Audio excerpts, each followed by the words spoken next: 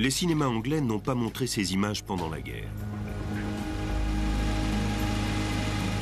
On y voit les troupes japonaises à vélo, forçant les Anglais à battre en retraite. Cette armée avait subi d'autres revers depuis 1939, mais ce fut sans doute le plus humiliant. Et tout ça parce que l'officier britannique avait dérogé à cette règle d'or de l'art de la guerre, ne jamais sous-estimer l'ennemi.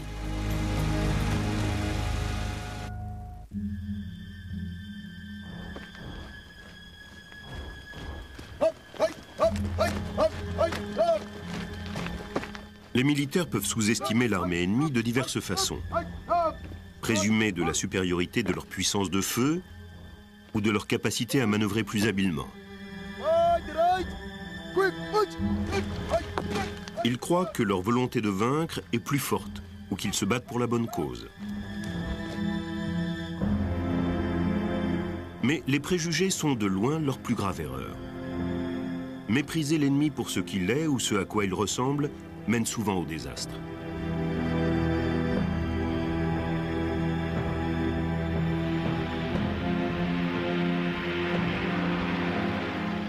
À l'apogée de l'Empire britannique, 12 000 soldats de Sa Majesté envahissent le royaume zoulou. Les Anglais veulent développer l'Afrique du Sud et les Zoulous gênent leur plan.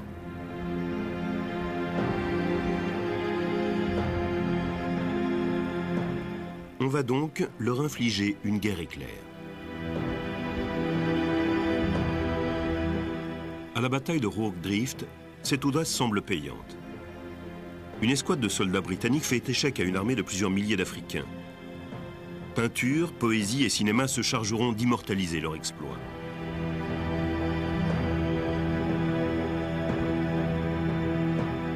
Mais curieusement, la bataille précédente eut moins d'écho.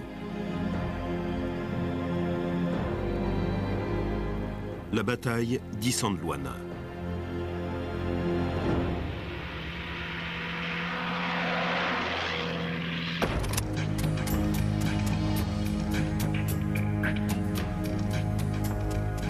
Ici, le 21 janvier 1879, l'impensable est arrivé. Les guerriers zoulous décimèrent les troupes britanniques lors d'une bataille que les Anglais étaient sûrs de gagner. Ce jour-là, les Anglais étaient inférieurs en nombre, certes, mais se montrèrent surtout de bien piètres stratèges. I think that there's a psychology which pervades the British, which resulted in this catastrophe.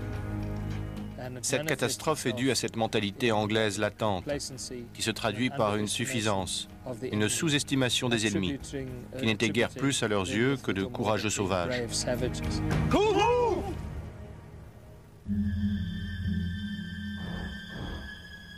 Ce jour-là, la colonne britannique, aux ordres de Lord Chelmsford, ami de la reine Victoria, avance vers la capitale zoulou. Le soir venu, Chelmsford fait dresser le camp pour la nuit au pied du mont Isandlwana.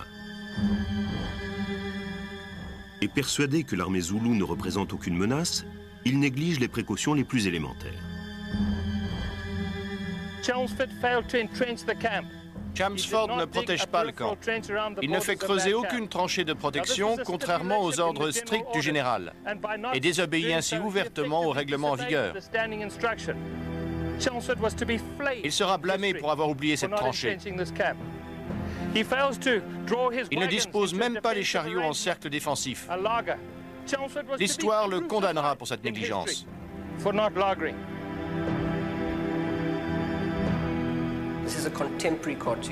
Cette caricature de l'époque traduit l'arrogance, le sentiment de supériorité d'une armée de métier bien entraînée.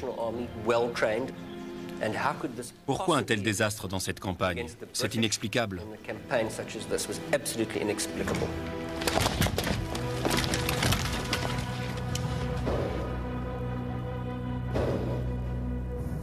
Les envahisseurs britanniques pensent appartenir à l'armée la plus puissante au monde.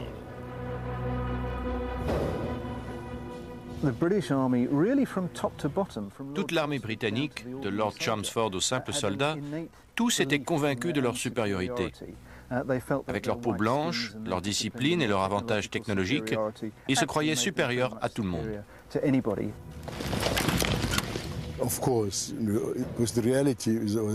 Bien sûr, leur armement était de très loin supérieur à celui des Zoulous. C'est peut-être une remarque raciste, mais pour eux, c'étaient des sauvages.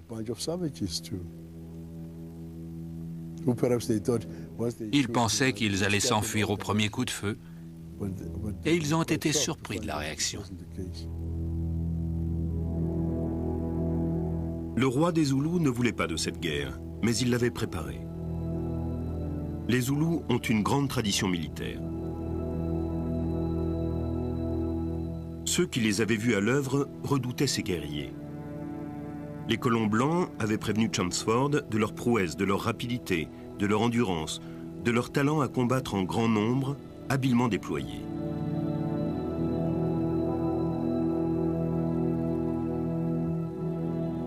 Mais de l'Afrique, Chelmsford ne connaissait que la région du Cap, où l'ennemi pratiquait la guerre de harcèlement, de coups de main. Il était convaincu que les Zoulous feraient de même et qu'il serait obligé d'aller le débusquer.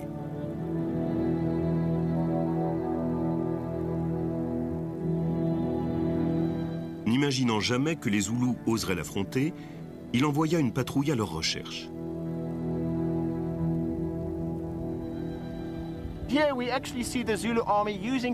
Les Zoulous vont utiliser une tactique que les armées modernes pratiquent toujours. Ils montent une embuscade. Les éclaireurs voient cette pauvre patrouille approcher de leur avant-garde. Que font-ils? Ils envoient quelques hommes comme appât et incitent les Anglais à tirer quelques coups de feu, puis disparaissent dans les hautes herbes. Napoléon aurait dit « Le général qui gagne la bataille est celui qui commet le moins d'erreurs ». Et de fait, les officiers Zoulous ont commis très peu d'erreurs, alors que du côté anglais, la liste est sans fin. À 1h30, cette nuit-là, Chelmsford apprend que la patrouille a trouvé les Zoulous. Il ordonne à la moitié de sa troupe de se préparer à quitter le camp. À 4h30, Chelmsford prend la tête de ses hommes pour rejoindre la patrouille, laissant une défense amoindrie au camp, et part dans la mauvaise direction. Le piège Zoulou a réussi.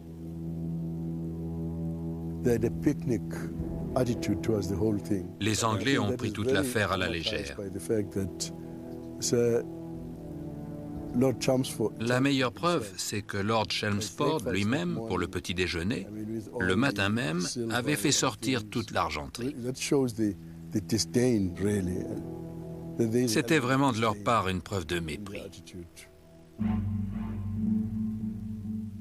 Quand le jour se lève, Chelmsford est à des lieues de la bataille qui se prépare. Il a laissé le commandement du camp au lieutenant-colonel Henry Poullaine, un pur produit de l'administration militaire. Il n'a jamais vu un champ de bataille.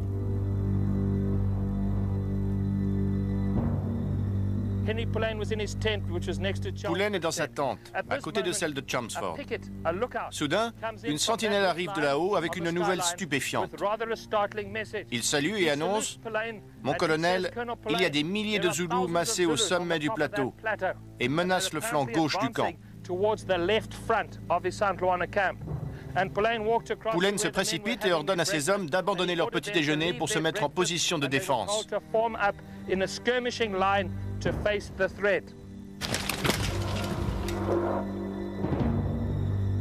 Les soldats renâclent à se lever de table.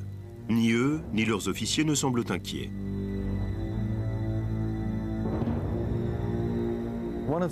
L'un des officiers survivants écrira plus tard « Nous avions déjà vu des troupes nombreuses près du Cap et nous n'étions pas inquiets. Nous n'avons pas cru une seule seconde que les Zoulous allaient attaquer. » Ils auraient dû être inquiets, très inquiets. Le gros de l'armée Zoulou, forte de 25 000 hommes, campe à 6 km du camp. Les Zoulous ont réussi l'attaque surprise par excellence. L'armée était massée derrière ce plateau. Il se peut même qu'elle se soit tenue cachée là depuis déjà plusieurs jours.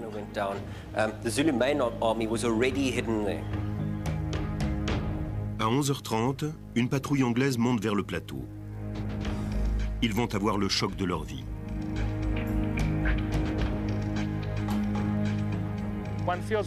On a la chair de poule en entendant ces hommes crier « Mon Dieu ». Ils freinent leurs chevaux devant l'immense plaine qui s'ouvre devant eux, atterrés par le spectacle. Dans la plaine, à leurs pieds, le long du ruisseau Ingwabini vers l'est, jusqu'à perte de vue, accroupis derrière leurs grands boucliers, les régiments disciplinés de la grande armée zoulou attendent dans un silence absolu.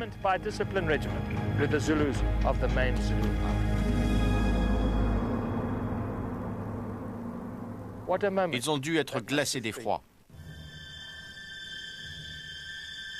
Quand la patrouille anglaise découvre l'armée zoulou, réaction de peur ou de bêtise, les 30 hommes font feu sur les 25 000 guerriers.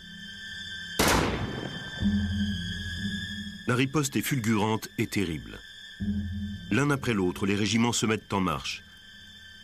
La patrouille fuit vers le camp, poursuivie par une aile de l'armée zoulou.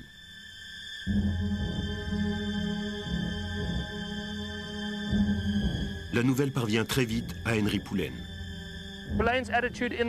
Poullaine se dit « J'ai 1774 hommes, dont 1000 vétérans, armés de fusils Martini-Henry à chargement rapide, capables de tirer 12 coups par minute avec des balles de plomb de 39 grammes, précis jusqu'à 800 mètres. Dans cette tente, il est sûr de lui. Que les Zoulous chargent donc. On va les massacrer à découvert. »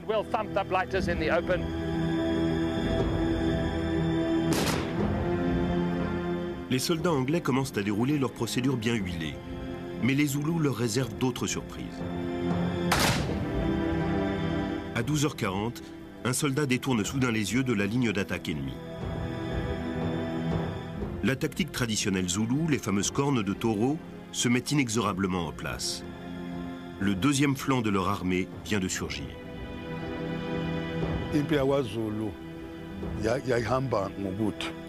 Les guerriers zoulous se déploient en cornes de taureau. L'armée se met en place du centre vers les ailes.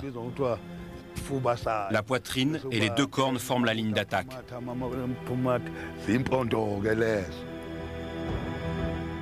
Bientôt, les cornes du taureau et la poitrine sont solidement en place.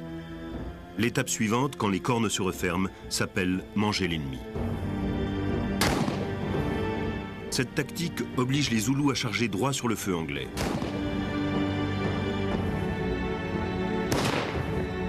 Leurs pertes sont énormes, mais ils continuent d'avancer. Car un autre facteur joue en leur faveur, la motivation.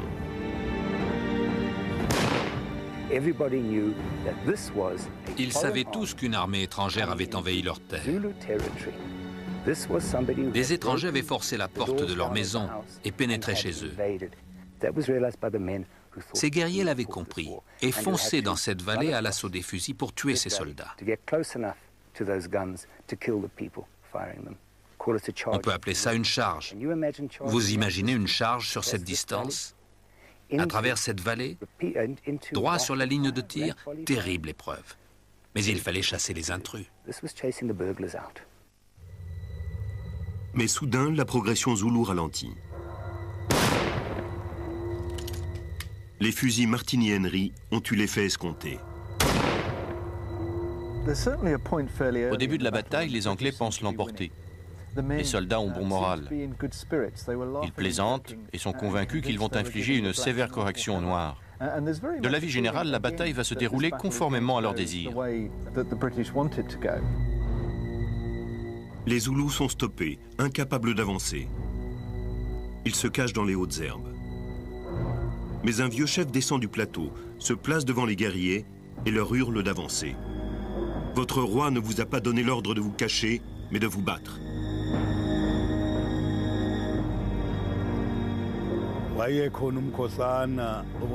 Le grand-père de mon père a combattu ce jour-là.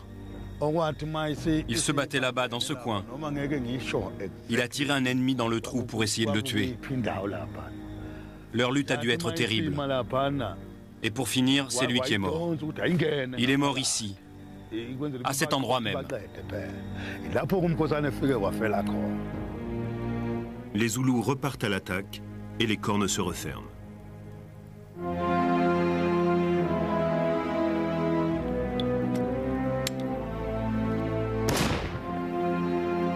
Sous la formidable poussée de l'armée zoulou, la ligne de défense anglaise est enfoncée. Les munitions viennent à manquer, les fusils s'enrayent. Certains bataillons de recrues noirs prennent la fuite.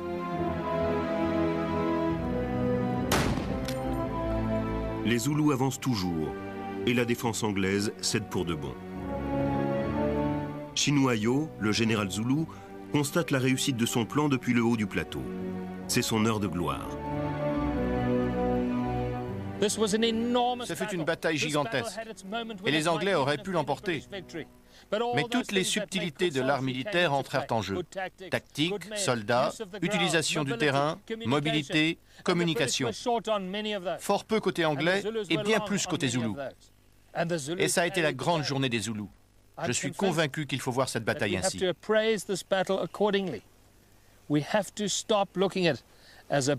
Il faut arrêter de raconter que ces pauvres Anglais ont été écrasés sous le nombre par des hordes de sauvages dont les boucliers noircissent l'horizon. Lisez les poèmes de l'époque. Foutaise. C'étaient des êtres humains courageux, intelligents, exécutant avec brio une manœuvre remarquable mise au point par des officiers géniaux. Et ils ont gagné. En 2 heures, l'armée britannique moderne a été balayée.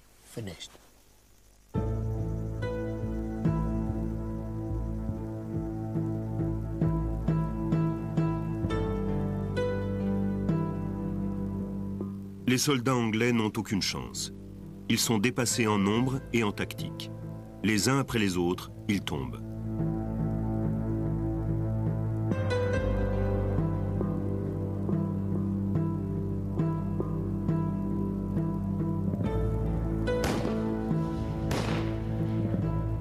Quand il apprend qu'on a entendu des coups de feu du côté du camp, Lord Chelmsford ignore la nouvelle.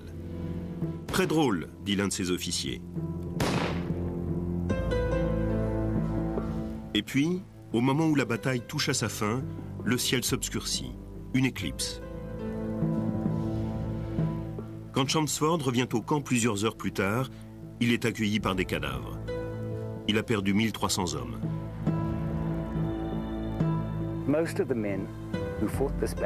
La plupart des soldats qui ont pris part à cette bataille ont en fait été piégés.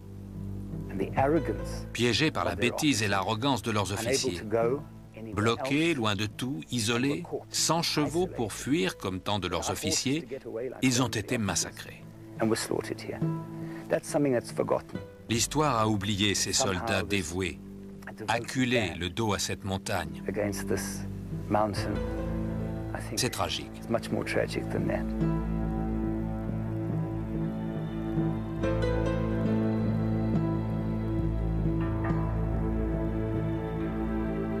C'est le refus de Chelmsford de reconnaître le talent de l'ennemi qui a coûté la vie à ses hommes.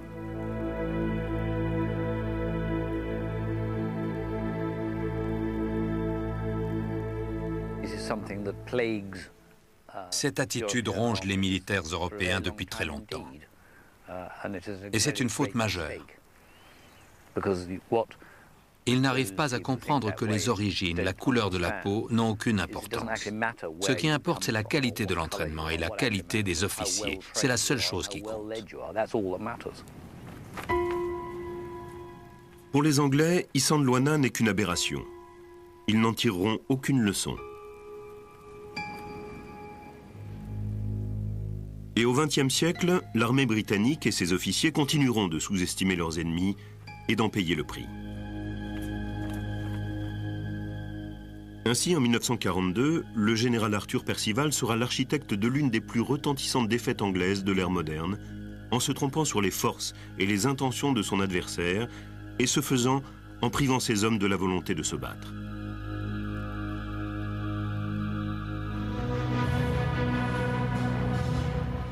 Avant la Deuxième Guerre mondiale, Singapour était le bastion anglais en Extrême-Orient.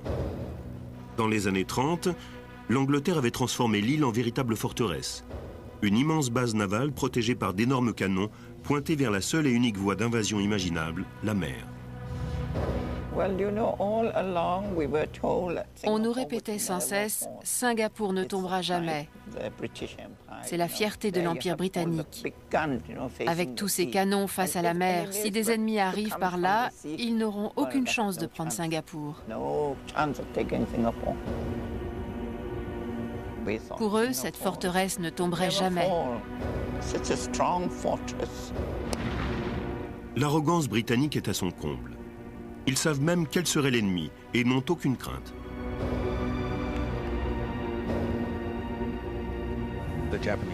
Les Anglais méprisaient les Japonais. Petits, myopes, sujets au vertige, incapables de conduire des engins lourds, avec une armée très mal équipée. Et ils croyaient tous à cette caricature.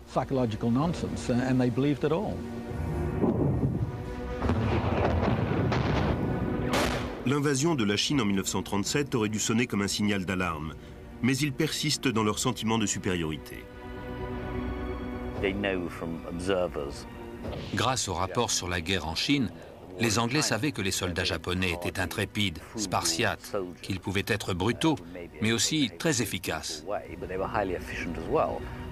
Mais comme c'est très souvent le cas, les gens lisent les informations, mais n'y croient pas, car elles ne leur conviennent pas.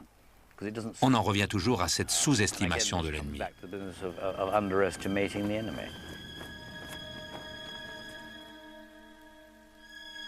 On admet généralement que l'invasion japonaise a pris les Britanniques par surprise.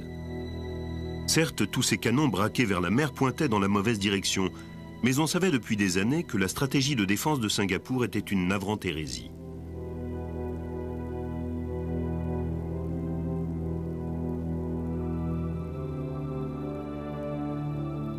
Jusqu'au XXe siècle, la mer était la seule voie d'invasion possible de Singapour. Au nord, l'île bénéficiait d'une solide protection naturelle, la jungle impénétrable de Malaisie.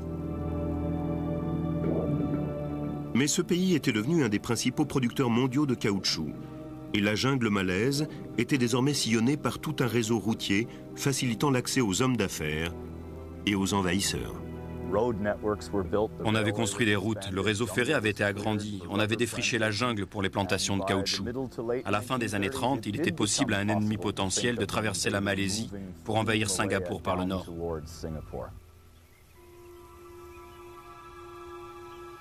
En 1937, les Anglais avaient même demandé un rapport qui prédisait exactement comment les Japonais envahiraient. Mais le gouvernement, rechignant à dépenser de l'argent et persuadé de l'inanité d'une menace japonaise, n'avait rien fait. C'est le lieutenant-général Arthur Percival qui commande l'armée de Singapour.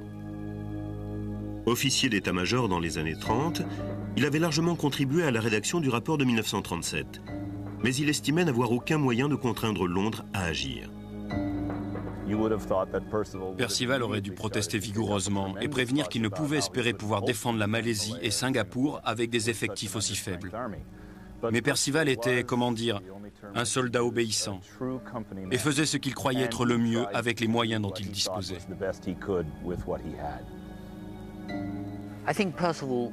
Percival était un chef trop faible. Il avait été un capitaine très courageux pendant la Première Guerre mondiale, mais son talent s'arrêtait là. C'était aussi un esprit sectaire. Il détestait les officiers qui n'avaient pas fait l'école supérieure de guerre. C'était un mélange de snobisme militaire et de frilosité devant les responsabilités.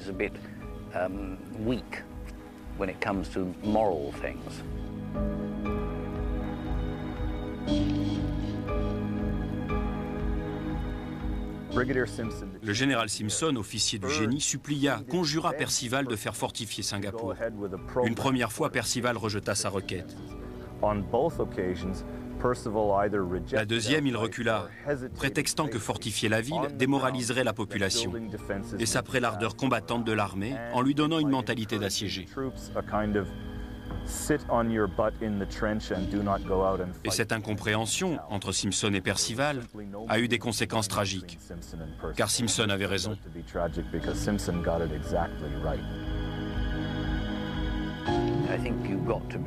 Un chef doit dire la vérité à ses hommes.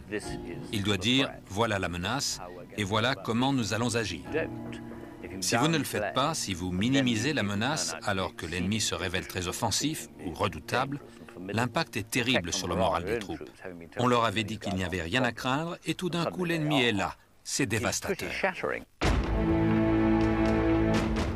Le 8 décembre 1941, à l'aube, les Japonais lancent leur attaque.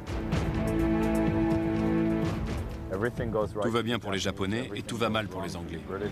Et dans les deux camps, tout va très vite. Les Japonais enfoncent la défense anglaise en Malaisie en 4 jours, en 100 heures. À 300 km au sud, un calme surprenant règne à Singapour. Singapour brillait de tous ses feux. Les soirées étaient bondées, la vie continuait. C'était le plus beau Noël de Singapour. Tous nos stands de tir étaient équipés de cibles en forme de soldats allemands. Et pendant qu'en Malaisie, nos copains se battaient pour leur vie, nous, à Singapour, on faisait du tir de foire.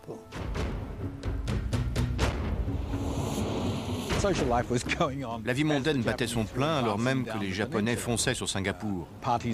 Les soirées se succédaient à l'hôtel Raffles, les clubs étaient bondés. C'était l'aveuglement collectif. Ils croyaient qu'un miracle allait stopper l'avance japonaise dans la péninsule malaise et que Singapour n'avait rien à craindre. En revanche, Churchill, lui, est inquiet. Il envoie le cuirassé Prince of Wales et le croiseur Repulse en renfort. Mais les Japonais coulent les 2 navires peu après leur arrivée. L'aviation est clouée au sol et toutes les forces de défense sont en déroute. Le général Wavell, nouveau commandant du Pacifique, choisit ce moment pour rendre visite à Percival. Le général Wavell lui demande son ménagement. « Pourquoi n'avez-vous rien fait ?» Et Percival répond « J'avais peur que les civils croient l'armée incapable de résister dans le Nord. Ils auraient été démoralisés. » Wavell, et on comprend sa fureur, réplique d'un ton acerbe « Ce sera bien pire pour leur morale quand les troupes japonaises se précipiteront sur le pont et sur la côte sans défense. » À mesure que les troupes japonaises approchent de l'île, les raids aériens s'intensifient. Cette fois, c'en est fini des balles de l'hôtel Raffles. Un manteau de fumée noire enveloppe l'île. Les cadavres jonchent les rues. Les hôpitaux débordent de victimes des bombardements et de blessés du front nord. Les Japonais commencent à larguer des bombes incendiaires. L'une d'elles tombe sur un hôpital indien et fait 700 morts. La situation devient alors incontrôlable. Et quand l'ennemi coupe la distribution d'eau, Percival se contente de baisser les bras.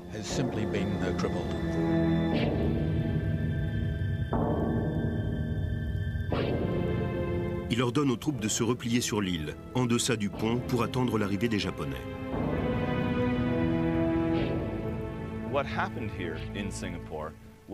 La chute de Singapour n'était pas une première pour l'Empire britannique et son armée. C'était déjà arrivé. Il y avait déjà eu Bunker Hill, près de Boston, puis Zandelwana en Afrique du Sud. Les soldats de l'Empire ont payé un prix exorbitant pour avoir sous-estimé des ennemis qui étaient différents d'eux, qui ne s'habillaient pas comme eux, ne réagissaient pas comme eux, ne se battaient pas comme eux. La débâcle de Bunker Hill a marqué le début de la fin du premier empire britannique. La chute de l'île de Singapour sonnait à terme le glas de son dernier empire.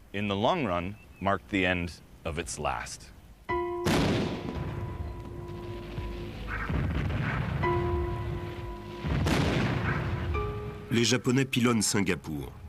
Le moral des soldats est au plus bas. Se sentant trahis par le manque de préparatifs, ils sont nombreux à avoir perdu l'ardeur de se battre. Percival avait scellé la défaite de ses troupes avant même que les Japonais prennent pied sur Singapour. L'armée de Percival se désagrège littéralement dans ses mains. Déçus à de multiples reprises par un chef qui ne comprend rien à rien et qui ne leur donne aucun moyen de se battre efficacement, les soldats décident de prendre leur sort en main.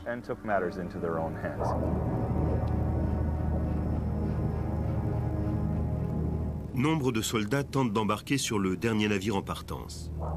On raconte que les déserteurs doublent femmes et enfants sans ménagement, D'autres vont traîner dans les docks, se livrent au pillage et à l'alcool, et refusent de retourner au front. Je doute que Percival ait disposé de plus de 60% de ses troupes en ordre de combat, prêtes à se battre le jour où il a capitulé.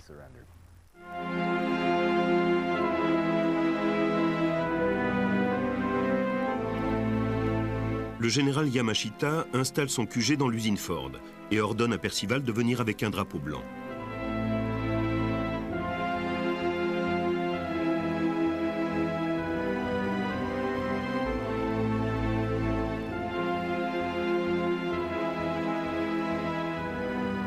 En signant sa reddition, Percival met fin à l'influence anglaise en Extrême-Orient et condamne ses hommes au camp japonais.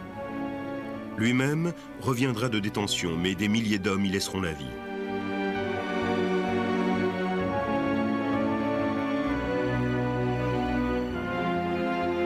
Qu'ils aient combattu ou déserté, tous subirent le même sort. Ils avaient perdu.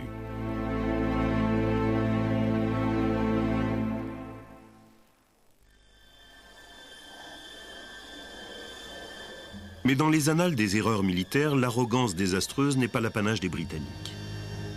D'autres armées ont eu autant de mal à apprendre à ne pas sous-estimer l'ennemi. Et au sortir de la Deuxième Guerre mondiale, ce sentiment de supériorité a été dopé par les gigantesques progrès technologiques en matière d'armement. Les armées occidentales sous-estiment souvent leur adversaire. Elles ont tendance à tout miser sur la technologie. C'est la solution, la panacée. Elle permet de garder l'ennemi à distance, de le frapper sans qu'il puisse riposter. Cet excès de confiance dans la technologie, dans la puissance de feu, la maîtrise du ciel, la logistique moderne, est souvent la cause des défaites militaires occidentales contre des ennemis différents, que Kipling aurait qualifiés de races inférieures sans loi.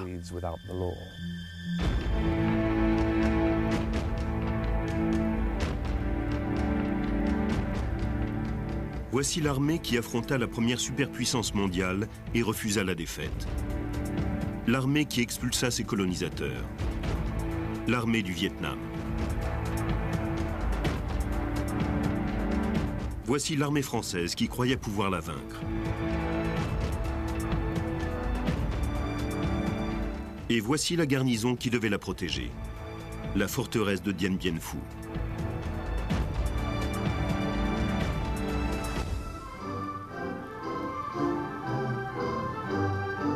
Et voici la bataille que les Français ont perdue. La victoire vietnamienne de Dien Bien Phu allait entraîner la chute du gouvernement et consacrer la décolonisation de l'Indochine et portait en germe la guerre avec les États-Unis. Mais en 1953, les Français restent confiants. Ils savent que leurs jours sont comptés, mais ne veulent pas laisser le Vietnam aux communistes. Ils comptent les écraser à Dien Bien Phu.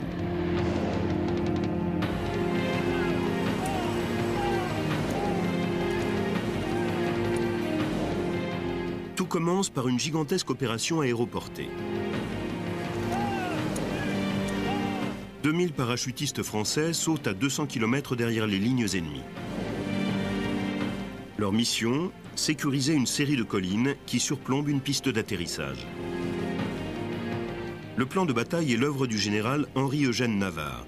Il s'agit d'établir un camp retranché en plein territoire ennemi.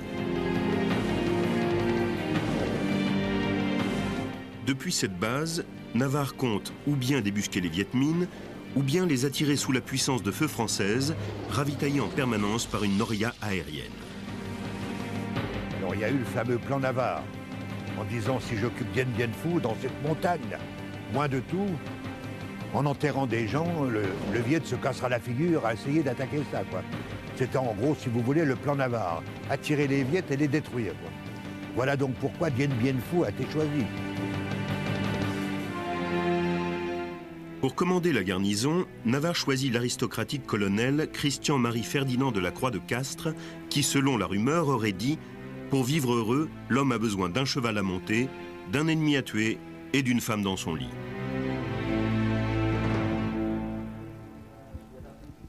Ses ennemis, eux, ont une conception plus austère de la guerre.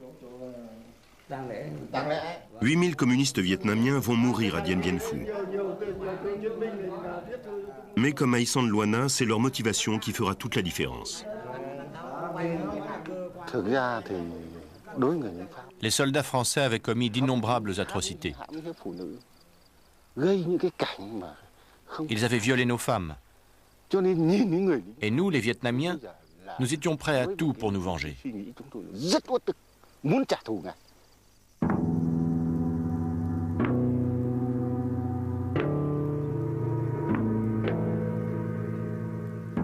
Pour cette épreuve de force, Navarre a choisi cette cuvette, une vallée perdue à l'extrême nord-ouest du Vietnam. Les collines fortifiées sont baptisées de prénoms féminins. Eliane, Dominique, Gabrielle, Anne-Marie, Béatrice. Les maîtresses du colonel De Castres selon les mauvaises langues.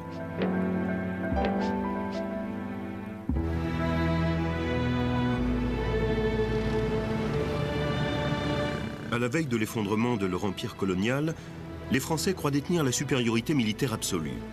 Ils ont l'artillerie et les avions. Les Vietnamiens n'ont rien.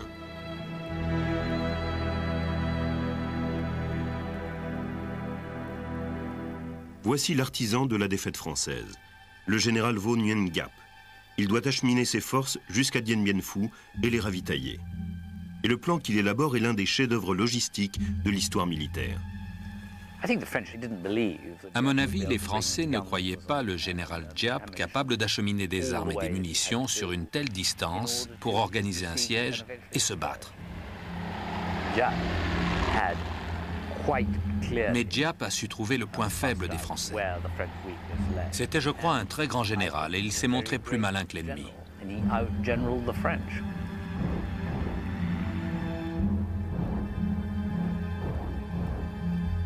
Giap sait parfaitement que les Français jugent les Vietnamiens incapables de les arrêter.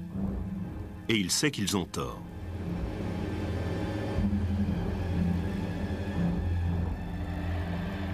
Le plan Navarre dépend de la supériorité française en matière de puissance de feu et de ravitaillement. Les Français espéraient attirer Giap en terrain découvert et lui faire subir la puissance écrasante de leur artillerie pour le réduire à néant. Et bien sûr, une fois sur place, c'est Giap qui a écrasé les Français car il était, lui, en mesure de ravitailler ses troupes, pas les Français. Giap recrute des milliers de villageois vietnamiens. Il fait acheminer le matériel sur plus de 600 km jusqu'à Dien Bien Phu.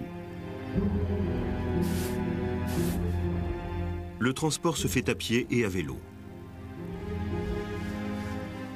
Il a l'ambition incroyable d'encercler la forteresse française avec une armée de 40 000 soldats. Il faudra tous les nourrir.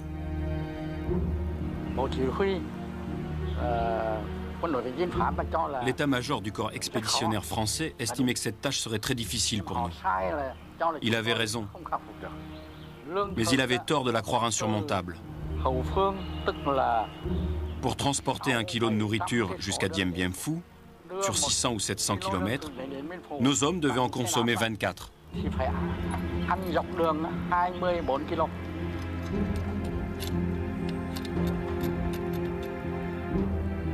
Des milliers d'armes sont démontées et acheminées sur des vélos équipés de cadres en bambou. Ce sera la première piste Ho Chi Minh. Elle va servir à battre les Français. Des années plus tard, la deuxième piste Ho Chi Minh servira à battre les Américains. Au total, 300 000 personnes contribueront à cette gigantesque ligne logistique.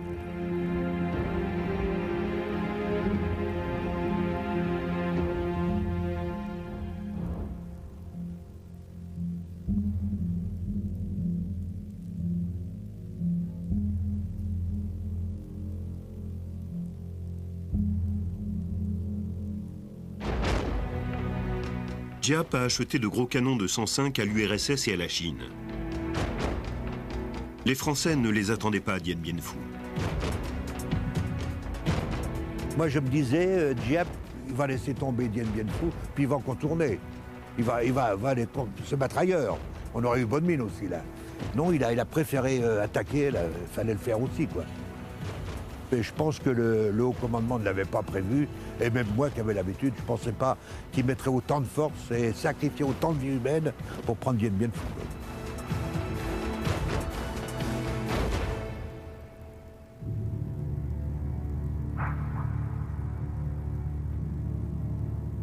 Giap lance sa grande offensive 3 mois après le parachutage des premières unités françaises dans la cuvette. L'artillerie, acheminée à grand-peine jusqu'ici, a un impact dévastateur sur les Français.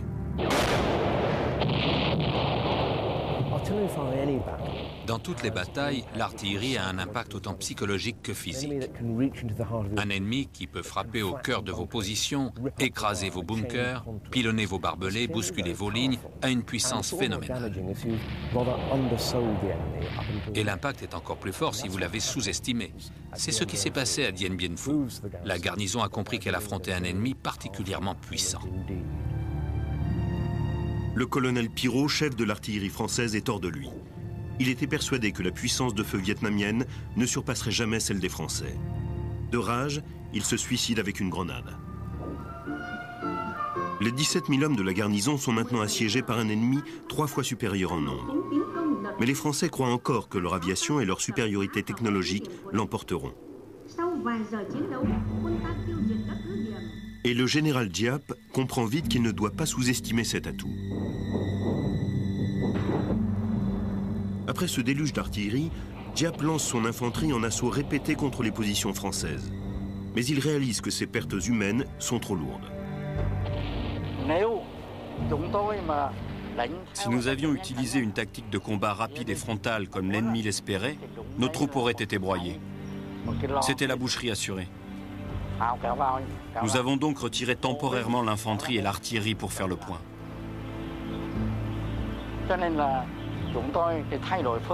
Nous devions changer de tactique. Et ça a été la décision la plus difficile de toute ma carrière d'officier.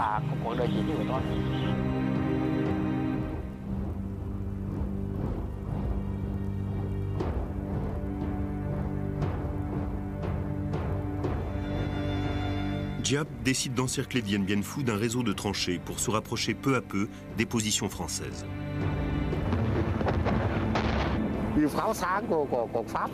Les fusées éclairantes de l'ennemi illuminaient la nuit. On y voyait comme en plein jour. On creusait les tranchées en file indienne derrière nos officiers. On creusait très vite, avec les mains et les pieds. Heureusement, c'était de la terre et pas du rocher. Quand l'ennemi tirait, on plongeait dans les tranchées pour se protéger. En moins d'un mois, les tranchées coupent la piste d'atterrissage, cordon ombilical des assiégés. Les Français n'ont plus d'issue. La garnison n'est plus ravitaillée que par parachutage. Et sur ce plan aussi, les Français ont sous-estimé l'ennemi. Giap dispose d'une puissante artillerie anti-aérienne, servie par des hommes parfaitement entraînés. La précision des tirs contraint les avions à voler de plus en plus haut, et inévitablement, les largages atterrissent souvent dans les lignes ennemies. Les soldats de Giap entassent bientôt les stocks d'alcool et de fromage français, et surtout d'armes françaises.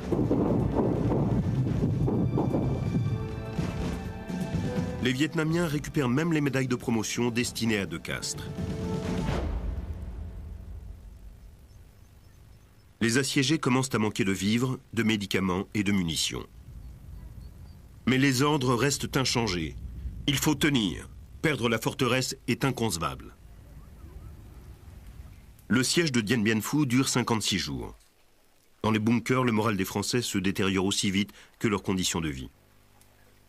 De Castres, chef de la garnison, se réfugie dans son QG et refuse de parler à quiconque.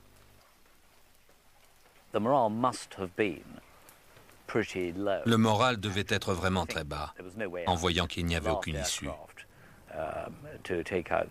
Le dernier avion de blessés avait décollé 6 semaines avant la fin, et les autres s'entassaient dans des bunkers crasseux, humides, pleins d'excréments, grouillant de vermine en pleine mousson, à attendre la mort.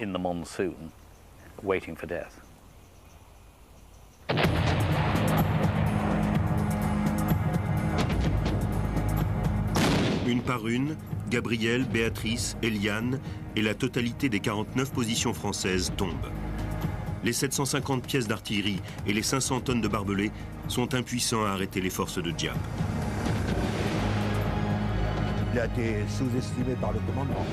Mais je ne pensais pas que Diap aussi vite aurait créé une armée comme ça, des divisions offensives, parce qu'ils vous attaquaient à 3-4 régiments, vous tiriez là-dedans. Les autres venaient derrière, ça continuait malgré les pertes. Donc vous étiez submergés par des gens fanatiques, très entraînés, puis des chefs derrière qui commandaient. C'est comme sur un stade, vous êtes le joueur, puis il y a tous les gradins autour. Alors pour peu que les gradins vous pétrolent, ils tuent tous les joueurs.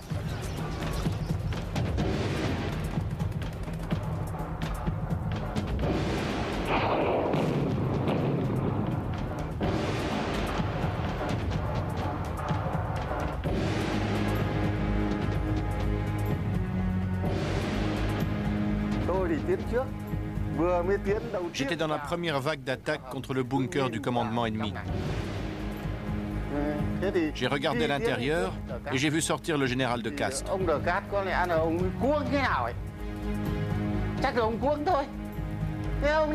Il tendait le bras comme s'il voulait me serrer la main.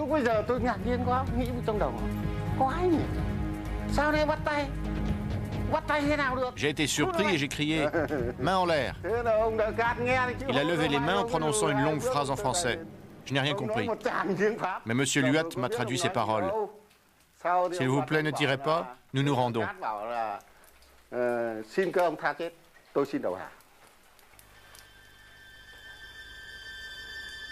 La garnison de Dien Bien Phu avait été largement financée par les États-Unis. La victoire vietnamienne avait coûté une colonie aux Français et 385 millions de dollars aux Américains. Mais à terme, les États-Unis allaient perdre beaucoup plus en s'embourbant dans une guerre qu'ils ne pouvaient gagner. Eux aussi ont payé le prix fort pour avoir sous-estimé l'ennemi.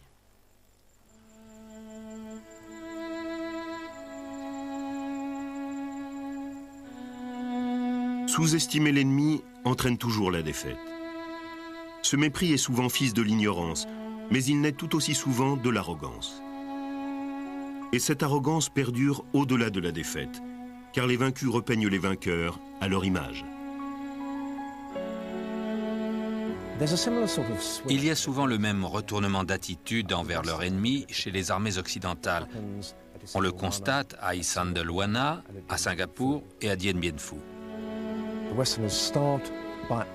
Les Occidentaux commencent par sous-estimer l'ennemi. Puis quand ce mépris subjectif fait place à la compréhension brutale de la réalité, ils renversent leur jugement et tendent à surestimer leur adversaire. Car quelle gloire y a-t-il à se faire battre par une armée qu'ils ont dénigrée haut et fort? Donc, quand ils perdent une bataille, ils ont tout intérêt à exalter les mérites de leurs vainqueurs, à s'extasier sur les vertus et la noblesse de ces guerriers.